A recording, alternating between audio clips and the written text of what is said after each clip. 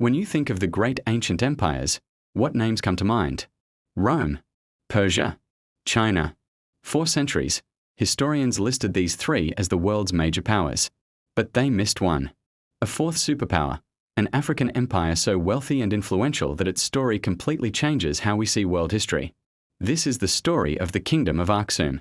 Imagine a kingdom nestled in the highlands of modern-day Ethiopia and Eritrea, perfectly positioned to control the bustling trade routes of the Red Sea. Aksum wasn't just a stop along the way, it was the gateway.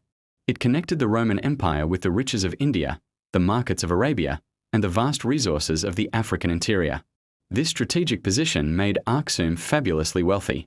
Gold, ivory, exotic animals, and fragrant incense flowed through its ports, making its rulers some of the most powerful people on earth.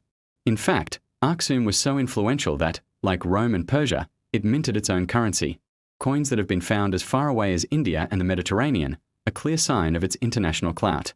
But Aksum was more than just a trading hub. It was a civilization of remarkable sophistication. The Aksumites developed their own written language, Ge'ez, which is still used today in the Ethiopian Orthodox Church. They were master engineers and architects, erecting massive, single-stone monuments called stelae or obelisks. The largest of these, the Great Stele, would have stood over 100 feet tall, weighing more than 500 tons. It was a skyscraper of the ancient world, a testament to their incredible skill and centralized power, all organized under a powerful monarchy where kings were seen as divine sons of gods. Before its most famous transformation, Aksum had a rich spiritual life rooted in indigenous African beliefs, blended with influences from southern Arabia. Their gods were linked to the cosmos, like the sun and moon, and this was reflected on their early coins, which bore a crescent and disk symbol. The king wasn't just a ruler, he was a semi-divine figure, a direct link between the heavens and the earth. But in the 4th century, everything changed. Around the year 330 AD, a young king named Ezana sat on the throne. He had been tutored by a Syrian Christian missionary named Frumentius, who had been shipwrecked and brought to the Aksumite court. Inspired by Frumentius's teachings, King Ezana made a monumental decision. He converted to Christianity. And he didn't just adopt it as his personal faith, he declared Christianity the official state religion of the entire empire. This act made Aksum the first Christian kingdom in Africa and one of the very first Christian states in the entire world, adopting the faith even before some parts of the Roman Empire.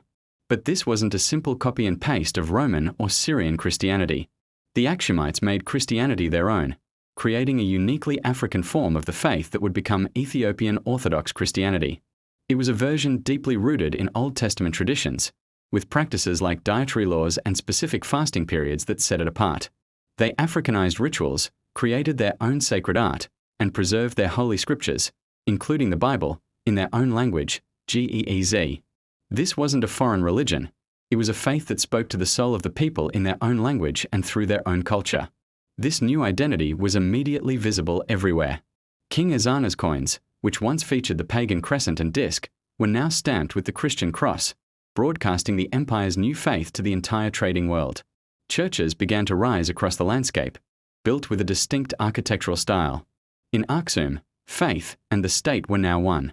To be Aksumite was to be Christian, and the cross became the ultimate symbol of the empire's power and divine favor.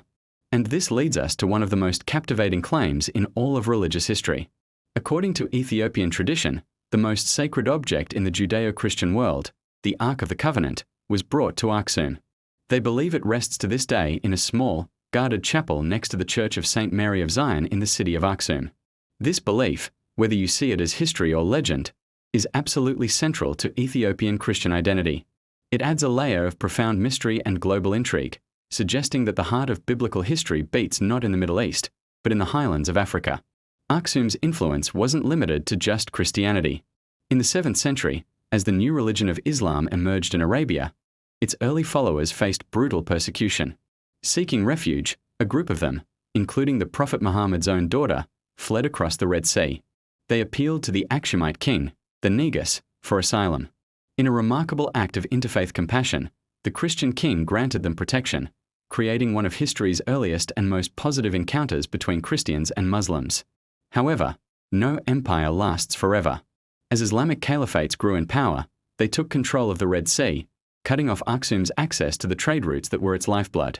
The kingdom was also facing internal challenges. including environmental degradation and soil exhaustion from centuries of intensive farming. Politically isolated and economically weakened, the center of Aksumite power began to shift away from the coast and deeper into the Ethiopian highlands. The great empire slowly began to decline. But here is where the story of Aksum becomes truly extraordinary. While the political empire eventually crumbled, the faith did not. The flame of Ethiopian Christianity, lit in the 4th century, was never extinguished. It survived political collapse, isolation, and centuries of change.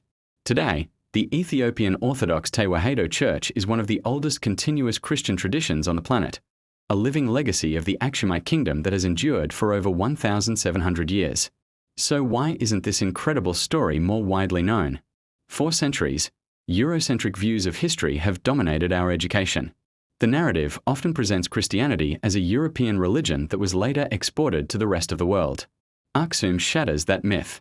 It proves that Africa was not a late recipient of Christianity, but an early, foundational, and influential force in shaping the global faith. The story of Aksum was marginalized, pushed to the footnotes of history, because it challenged the comfortable narrative of European supremacy. The legacy of Aksum is a powerful reminder that history is far bigger and more complex than we've been taught. It's the story of an African superpower that stood shoulder to shoulder with Rome and Persia. It's the story of a civilization that embraced Christianity on its own terms and created a tradition that has lasted for millennia. Aksum proves that Africa was never on the sidelines of world history. It was at the very center, shaping the world we live in today. Thank you so much for watching. If you found this story as fascinating, please hit that like button, subscribe to the channel, and share this video to help us rewrite the history we were all taught. See you in the next one.